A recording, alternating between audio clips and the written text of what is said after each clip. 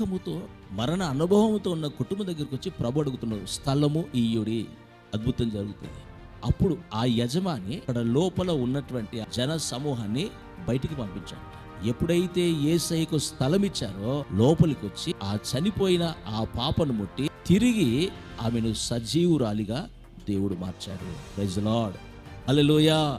దేవుడు తలుపు తడుతూ ఉన్నప్పుడు తెలియక కూడా ఒక నిర్లక్ష్యమో అలక్ష్యమో గుర్తుపట్టక జరిగినా సరే అవకాశాన్ని మాత్రం నీవు జార విడుచుకున్నట్టే. కనుక ఈ వర్తమానం వింటున్న నీ జీవితంలో ఈ క్రిస్మస్ సీజన్లో ప్రభు నీతో మాట్లాడుతుండగా అది సత్రము లాంటి అనుభవమైన, అది పశువుల పాక లాంటి అనుభవమైన, ఎంత ఘోర తప్పిదం పాపములో ఉన్నా దేవుడు తలుపు తడుతూ ఉండగా యాక్సెప్ట్ చేయగలిగితే, తలుపు తీయగలిగితే దేవుడు నీ జీవితాన్ని దీవెనకరంగా మార్చునుగాక.